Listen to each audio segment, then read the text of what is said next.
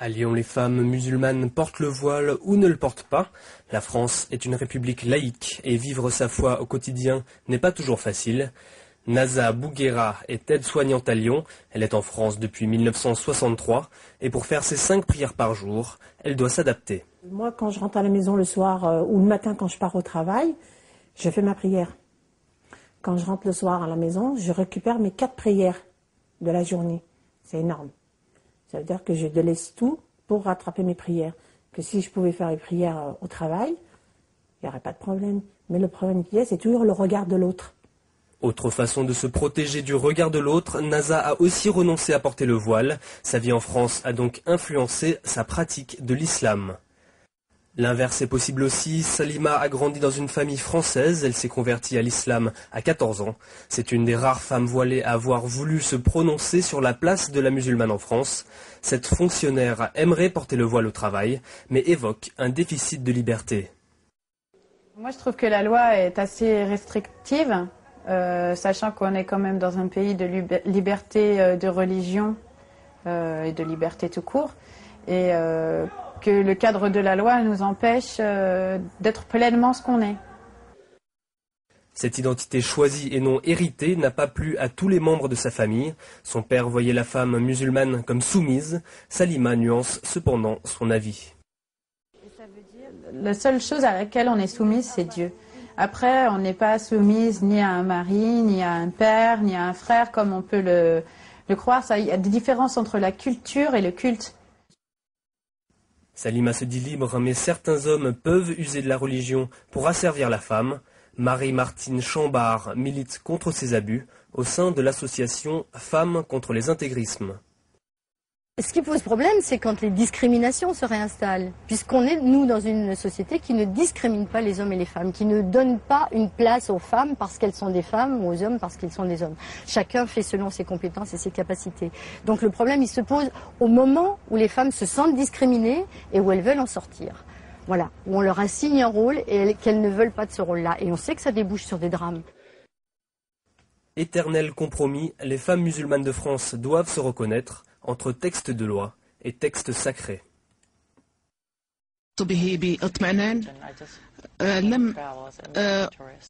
ما كنت أريده هو أن أزور هذا البلد كسائحة أمريكية وعندما أزور المسجد أحس بالاطمئنان وبالسلام وأحببت الإسلام. لكن كيف كانت التجربة بالنسبة لك بعد وأنت فقدت 8 من أهلك في 11 سبتمبر؟ ألم تشعري بأن هؤلاء هم الذين تسببوا في ذلك؟ البعض من الأمريكيين اعتبروا الإسلام والمسلمين تسببوا في ضحاياهم، وكيف كان رد عائلتك؟ أعتقد أن إحدى بناتك حتى قطعتك بعد تحولك للإسلام. Indeed they do. صحيح لقد فعلوا ذلك.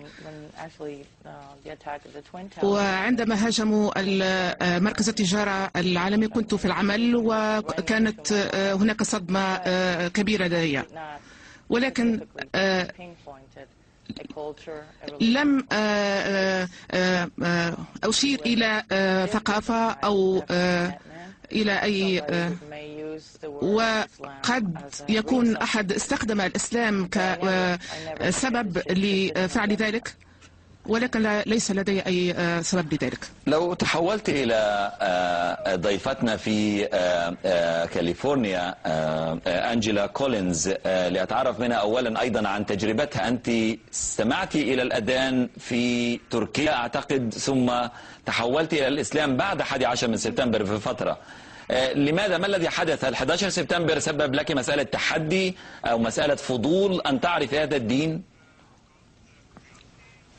11 من سبتمبر كان أمرا محفزا، وكانت فترة من 97 إلى 2001، وفي تلك الفترة سمعت الأذان كمثل الضيفة الأخرى وفتحت قلبي، ولقد قمت بالبحث وطرحت الكثير من الأسئلة والتقيت بكثير من المسلمين، وبعد ذلك كنت مقتنعة بهذا الدين، ولم أصل إلى فترة أشهر فيها شهادة، وحدث 11 11 من سبتمبر، وكان سهلا علي أن أتفهم تعاليم الإسلام والفرق بين نظرية المتطرفين، وكان من الواضح ما جرى وما جرى ليس بالأصالة على الإسلام، وكان ذلك معاديا مخالفا لتعاليم الإسلام. وبعد قراءة القرآن وسورة الرحمن في ذلك الوقت كان من جليا لي أنها كلمات الرب. أنجلا، بالنسبة لاسمك، أنت اخترت أن تتمسكي بأنجلا كولينز ولم تغيريه لاسم عربي، ولا أقول اسم إسلامي. لماذا؟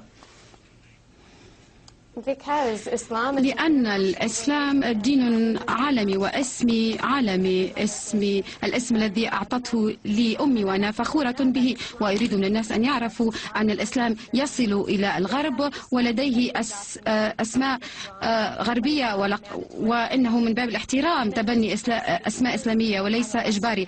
وفي هذه الحالة لأنني من الغرب يمكن لي أن أثبت أن الإسلام لديه روابط مع الغرب، وأن الأمريكيين يمكنهم إيجاد الصلة مع الآخرين. أنجلا، أنت الآن تديرين مدرسة إسلامية لن نذكر اسمها. بالطبع هناك خشية من البعض بأنه البعض ربما لا يحبون أن يسمعوا ذلك.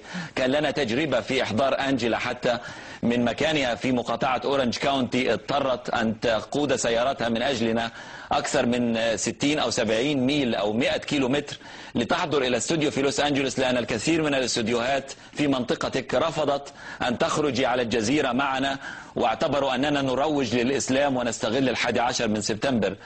لماذا هذا الإحساس بذلك في منطقة مثل كاليفورنيا يفترض أن تكون منفتحة؟ وإن كنت أعرف أن أورنج كاونتي منطقة محافظة أو جايب محافظ ويميني في منطقة ليبرالية هي الولاية. نعم، فقط إنها منطقة محافظة ومن اليمين، وتعرف هذا ما يجري. لقد ظهرت على برنامج فوكس مما يدهش، وتكلمت بالأصالة عن الإسلام بطريقة مقنعة، وتلقيت الكثير من الرسائل تعرب عن الاهتمام، وشعرت أنني أثبت تلك النقطة أن الإعلام يتعرض لرقابة ولا يعرضون الصورة الحقيقية عن الإسلام، وهذا ما أثبته.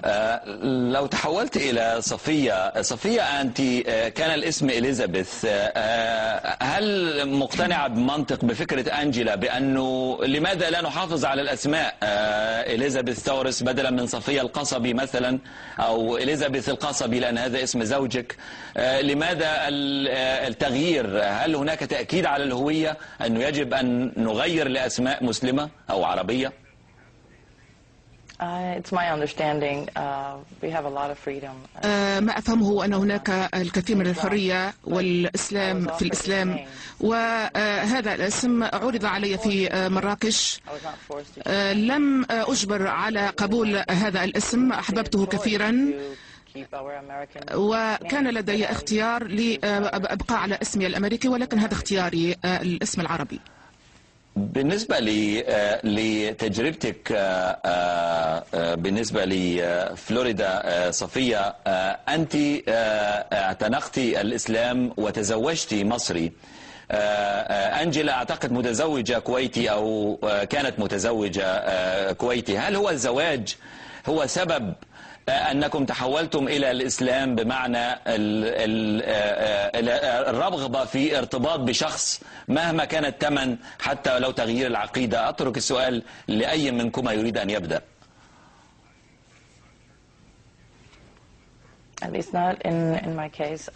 هذا لم يكن في حالتي. لقد أصبحت مسلمة قبل زواجي من زوجي، ولا أعتقد أن ذلك صحيح. بالنسبة لي لقد اعتنقت الإسلام 2 قبل أن أتزوج، ولقد كنت عملت على برنامج، وكان زوجي رجل الكاميرا، ولكن لم نمارس الدين في إطار زواجنا. رسالة أخيرة في نصف دقيقة من كل منكما. أبدأ بصفية القصبي. إلى مشاهدينا لأمريكية كانت يهودية تحولت إلى الإسلام رغم كل تبعات أن تكون مسلما في أمريكا بعد 11 سبتمبر. هل لك من رسالة وكلمة أخيرة صفية؟ أقول الحمد لله لاعتناق الإسلام. سبحان الله لهذه الفرصة للتعلم واعتناق الإسلام. وأريد أن أؤكد أن العالم يفهم أن ما حدث في سبتمبر لا علاقة له بدين بعينه. وإن شاء الله سوف أنا هناك أفضل من ناحية كمواطنة أمريكية، وهذه فرصة للتعلم وفتح عقولنا وعدم فهم الديانات الأخرى. وما المطلوب من الأمريكيات صفية أن يفعلن أو المسلمين في أمريكا أن يفعلوا 5 سنوات بعد 11 من سبتمبر؟ لو رسالة إلى من هم في أمريكا. الرسالة هو أن نواصل بأن تنمو العقيدة، بأن نكون مسلمات ولن نستسلم. وأحيانا أبكي وأشعر بالحزن، ولكن عندما أصلي فلإخواني وأخواتي المسلمات لا تخفن. صفية القصبي، شكرا لك. أنجيلا كولينز، أستمع إلى كلمة منك.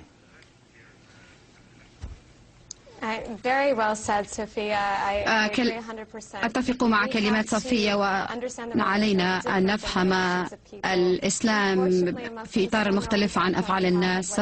وللأسف هناك ناس يتصرفون ليس بالأصالة على الإسلام، ونحن بشر ونقوم بأخطاء. لقد تمت أخطاء في 11 من سبتمبر، والأفضل ما نقومه هو نشر الرسالة، ونحن نساعد الناس. والإسلام رائع، ولو علم الناس بتعليم الإسلام ستسود السعادة. ولسوء الحظ هذا الأمر مخالف الآن، ولكن إن شاء الله سنواصل وجودنا في الإعلام وسنصحح الأفكار الخاطئة عن الإسلام. شكرا جزيلا لكما أنجيلا كولينز وصفية القصبي، مسلمتان جديدتان بعد 11 من سبتمبر. بالطبع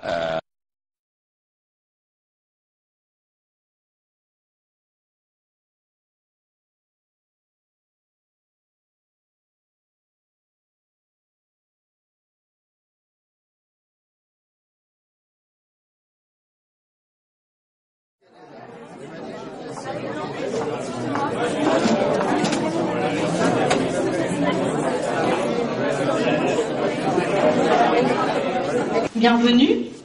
Merci d'être venus aussi nombreux et nombreuses pour débattre avec nous d'un sujet qui anime aujourd'hui la France et qui anime aussi l'Europe et puis des pays que nous connaissons bien comme l'Égypte. Nous avons une invitée d'exception qui est Lubna Al-Hussein, qui est une amie qui nous vient du Soudan, que vous connaissez peut-être, qui est la femme au pantalon. Voilà, on peut dire, hein, qu'elle a du courage. Et c'est un homme qui a été un défenseur et qui est un défenseur de la laïcité. Et je sais que, en tout cas, nous pouvons compter sur lui pour nous aider à organiser ce type d'événement. Et alors, enfin, le député Manuel Valls, qui vient ce soir pour parler de ce sujet, expliquer aussi sa position sur l'interdiction générale de la burqa. On aura l'occasion de le dire, mais je veux dire, moi, avec beaucoup de tranquillité, combien je pense que le port de la burqa, du voile intégral, est contraire à la dignité humaine. Dès lors qu'il installe dans l'espace public une hiérarchisation entre les individus. Et certains, évidemment, sont libres de se présenter comme bon leur semble devant autrui, quand d'autres sont contraints pour toute une série de raisons, de porter un vêtement qui les couvre des pieds à la tête. Thank you.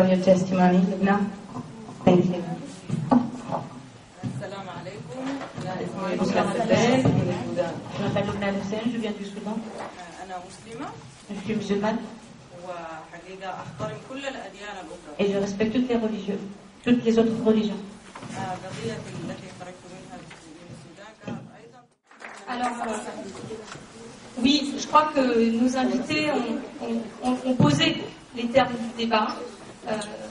Pour nous, c'est une question du droit des femmes. Le discours que tenait Nisoumiz hier, nous le tenons aujourd'hui. Ce que nous voulons vous dire, c'est que c'est un débat débat qui traverse aujourd'hui le monde, qui est un débat extraordinaire dans les pays arabes, et notamment pour les femmes arabo-musulmanes. Pour moi, c'est essentiel, en ce sens que je suis une fille d'immigrés algériens, que je suis née en Algérie, que je connais, je crois qu'il y a des camarades qui sont dans le public, que je connais l'histoire, le dit et l'écrit aujourd'hui, du combat pour les femmes algériennes, pour la libération de l'Algérie, mais aussi face aux islamistes dans ce pays. Je ne me suis pas battue pour la liberté, ni ma mère, pour que vous me donniez des leçons. D'accord ? Non, s'il vous plaît. Merci. Merci. Est-ce que vous connaissez donne la parole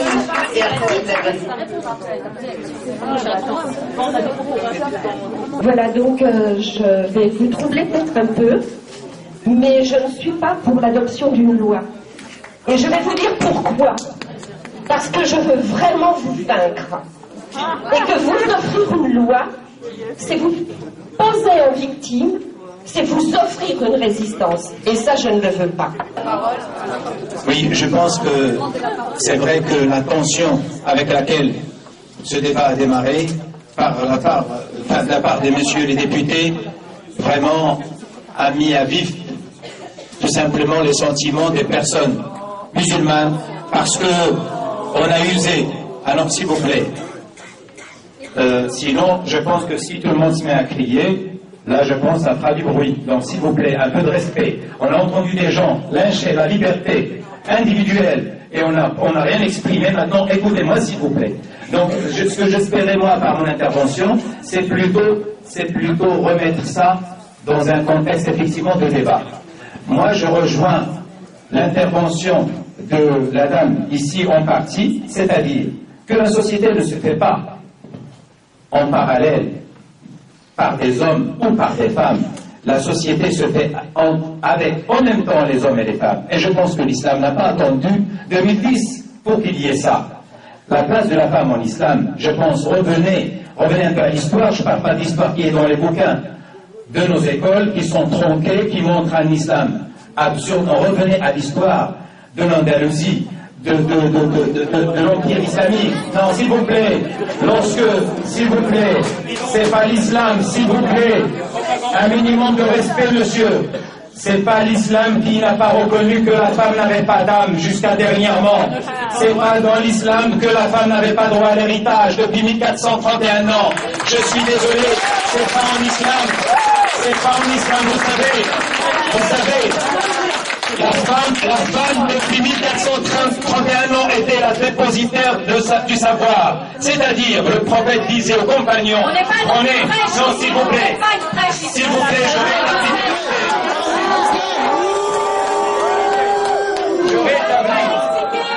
je rétablis. Non, on coupe pas le micro, s'il vous plaît. Ils ont coupé le micro. Ils ont coupé.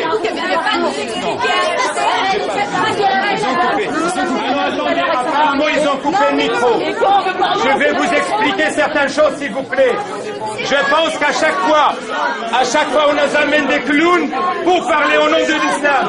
Et pour dire je suis musulman.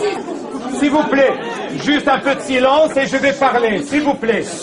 Donc ce que je disais, ce qui n'est pas normal, c'est que quand il s'agit de l'islam, on nous amène toujours des clowns qu'on a montés de toutes pièces, qu'on a fabriqués. Je veux bien parler de l'association, s'il vous plaît. Je voudrais bien parler de l'association d'aujourd'hui, qui n'est certes pas soumise à part au pouvoir, jadis de leurs géniteurs, les socialistes, aujourd'hui de leurs rabatteurs, l'UMP. Certes, c'est sûr qu'ils ne font aucune chose. Nous sommes des élus du peuple. S'il vous plaît. Non, je suis pas communiste. S'il vous plaît. C'est sûr. C'est tout. S'il vous plaît. C'est sûr. Respectez les élus du peuple. S'il vous plaît. Respectez l'Assemblée nationale. Alors, par-dessus ça, je ne peux pas dire qu'ils sont comme ils disent. Ça suffit. Nous respectons maintenant. Quand je prends la parole, c'est là où ça coupe. Dans le même sens, dans un seul sens. Moi, je suis plutôt dans le travail. S'il vous plaît, le silence absolu pour écouter les intervenants. Monsieur, vous avez la parole et vous seul. D'accord. Donc je prends la parole parce que le chahut qui avait ne permet pas de parler sereinement. Donc ce que je voulais dire, ce qui n'est pas admissible, c'est que lorsqu'il s'agit de l'islam, qu'on nous choisit toujours des pantins qui parlent en notre nom. Est-ce que ça serait imaginable lorsque une question qui touche la communauté chrétienne ou juive, et surtout juive, qu'on puisse amener des pantins, s'il vous plaît? Est-ce que ce serait imaginable d'amener des pantins qui parlent en notre nom? Nous savons très bien qu'il y a un certain nombre d'organismes, d'associations qui ont été créés pour, effectivement, parler en notre nom. Et justement, s'il vous plaît, donc maintenant je reviens à cette question. D'abord, la première question qui était soulevée tout à l'heure par les deux députés, qui ont eu la charge de retirer un droit constitutionnel à nos jeunes filles. Et ils sont fiers d'avoir voté une loi qui empêchait des filles d'aller à l'école. Eh bien, félicitations, messieurs. Si c'est comme ça que vous défendez la dignité des citoyens, vous avez gagné. Il y a un certain nombre de jeunes filles qui ne vont plus maintenant à l'école parce qu'ils ne peuvent plus mettre le foulard. Maintenant, ce qui m'a toujours, je veux dire, heurté, c'est de voir que ces bonhommes, je veux dire, qui défendent la dignité féministe, y compris M. Sarkozy. D'ailleurs, maintenant, tout le monde est devenu sarkozyste, communiste, socialiste. Tout le monde, maintenant, est dans le panier du sarkozysme. C'est qu'ils n'ont pas été outrés ni heurtés par le fait qu'il y a d'autres concitoyennes à qui on touche pleinement à leur dignité et à leur féminité lorsqu'on les oblige à se raser le crâne.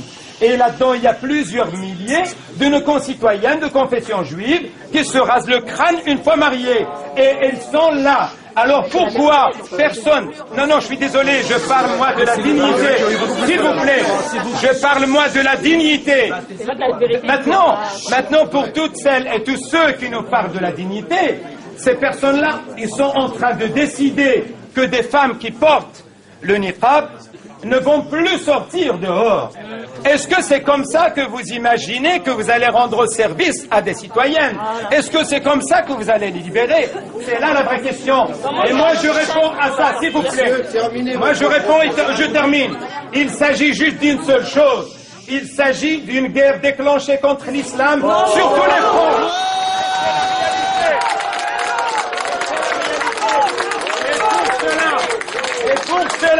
Et pour cela, ils utilisent des alibis. Et pour cela, ils nous emmènent des pantins. Et ils nous emmènent des gens qui partent de leur pays. Nous sommes en France. Et la laïcité a toujours été l'espace qui permet à chacun de vivre dignement sa croyance. Quelle que soit la croyance, malgré M. Valls et malgré M. Bras. C'est tout. Le voile, il signifie la ségrégation entre les hommes et les femmes. Le voile... Je ne parle pas de la burqa. Le voile, avant 1980, n'existait pas en Algérie. Le troisième point, c'est le vivre ensemble. C'est un joli mot, c'est véritablement un mot que je trouve très très beau. Mais comment véritablement bâtir le vivre ensemble? Par l'exclusion. Je trouve qu'il y a une certaine contradiction. On veut vivre tous ensemble. On nous dit ça tout le temps, mais on exclut une partie de la population qui pourtant est française. Je trouve qu'il y a une contradiction qui est dangereuse pour notre société, dangereuse pour notre démocratie. Et j'utilise le mot démocratie à bon escient, et non pas à mauvais escient. Parce que la démocratie, c'est nous qui la bâtissons tous ensemble, et pas dans l'exclusion, mais plutôt dans le rassemblement.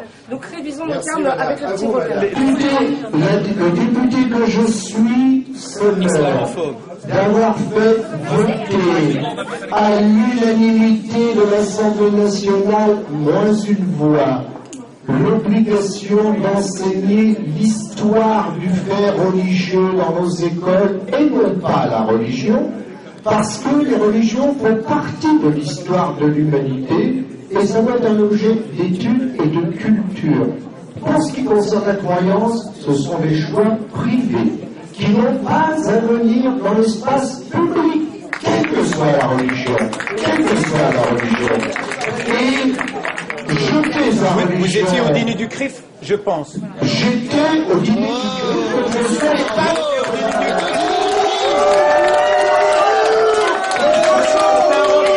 de l'État laïque. Il avait son allégeance, il est parti Non, je parle pas de racisme, je parle de l'allégeance du politique à la communauté. C'est autre chose. Elles sont dignes, elles sont libres, elles sont respectées. Et vous tenez un discours comme quoi, justement, cette dignité de la femme est importante. Association de... écoutez, vous insultez personne. Ah non, j'ai insulté personne. Qui a insulté? Non, mais... Qui a insulté? Non, qu'est-ce que j'ai insulté? J'ai dit c'est dire insultant et partisan. Pas de discours fasciste. Non, pardon, le fascisme, c'est le vôtre. C'est vous, le fascisme, c'est celui qui vous a mis. Non, non, non. À l'islam de France. Non, non, non. À l'islam de France. Non, non, non. Non à l'ingérence. Non, non, non. À l'islam de France. Et en homme libre, élu du peuple, dans ma circonscription. On travaillera sur votre circonscription pour vous le faire entendre. Comment les choses se passeront. Non, non, je parle pas de ça, je parle de la politique. Ils sont pas des voyous. De ne pas céder à la provocation et de voter une loi qui est indispensable pour les jeunes filles qui fréquentent. Et là, je pense que nous avons raison de voter une loi de bannissement du voile intégral dans notre pays.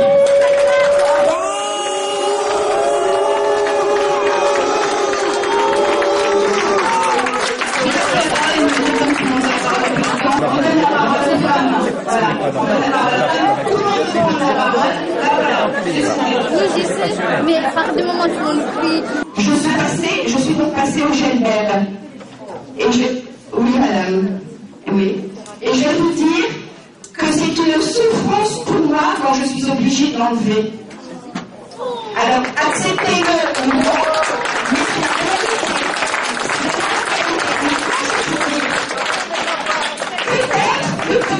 Peut-être qu'un jour j'en viendrai apporter le niqab.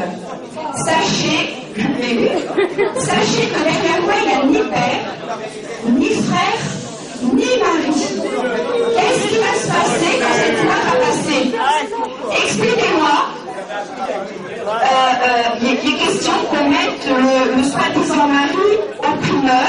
Est-ce que j'ai l'air d'avoir d'une femme soumise, opprimée? Sincèrement. Alors, j'aimerais savoir ce qui va se passer quand cette loi va sortir. Je travaille pour moi, madame. Je travaille pour moi avec les autres. Mais c'est pas un souci.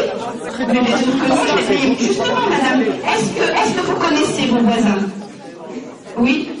Vous les invitez régulièrement à manger? Non, je suis désolée. Alors ne faites pas croire que le niqab vous gêne. Ça, c'est un faux débat. C'est un faux débat.